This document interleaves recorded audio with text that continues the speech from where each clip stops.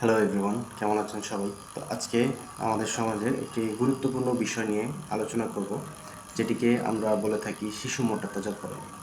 তো ছোটোবেলা থেকেই যখন আমাদের ঘরে একটি বাচ্চা আসে, সেই বাচ্চাটাকে আমরা মনে করি কি যে অনেক মোটাকাটা হতে হবে।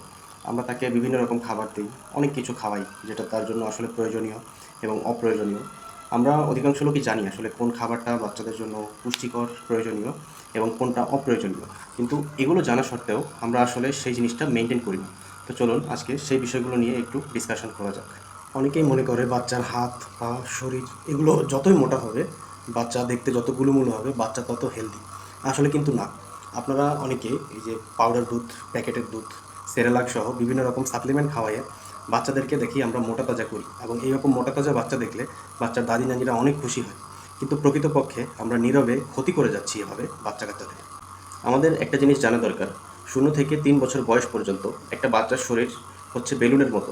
0 থেকে 3 বছর বয়স পর্যন্ত নির্ভর করে একটা বাচ্চার ভবিষ্যৎ, সে আসলে তার স্বাস্থ্যটা কীরকম হবে।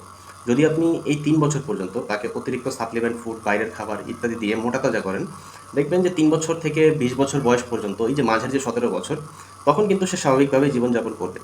কিন্তু বাচ্চাটার বয়স যখন 20 বছর হবে, এরপরে কিন্তু সে আসলে আর স্বাভাবিক জীবনযাপন করতে পারবে না। কারণ প্রথম 3 বছর হচ্ছে আমরা বাচ্চাকে বেলুনের যেভাবে একটা আকার আছে না, যে এটা ফুলালে আসলে আমার এতটুকু বড় হবে, এরকম যদি আমরা অতিরিক্ত খেয়ে ফুলাই দিই, তাহলে সেই বেলুনের মতো বাচ্চার শরীরটা ওই সাইজের হয়ে যাবে।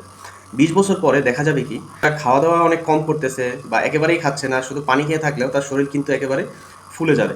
আপনারা অনেক মানুষ দেখবেন যাদের বডি একেবারে চিকন, সারাদিন খাইলেও কিন্তু মানে মোটাকাটা হয় না। এরকম বাচ্চাগুলো আসলে ছোটোবেলায় তাদের শরীরটা ওই বেলুনের মতো ফোলানো হয়নি। কিন্তু যেসব বাচ্চারা দেখবেন 20 বছর বয়স পার হয়ে গেছে, কিন্তু খাওয়া দাওয়া অল্প, খুব সামান্য করলেও আসলে তাদের শরীরটা সেই আগের মতোই মোটা সোটা থাকতেছে। তো এটার ক্ষতি আসলে ছোটোবেলায় আমাদের দাদি নানি বাবা মা যারা আছে তারাই আমাদেরকে আনহেলদি খাবার খাইয়ে করে দেয়। এখন আপনি তাকে যতই বলেন যে ডায়েট কন্ট্রোল করুক, খাবার দাবার কন্ট্রোল করুক, কমায় খাক, যাই হোক, সেটা সাময়িকভাবে তার শরীর হয়তো মনে হবে কন্ট্রোলে থাকছে বা তার শরীরটা হয়তো চিকন আছে, কিন্তু দেখা গেল যে সে খাওয়া শুরু করলেই সে আগের মতো হয়ে যাবে।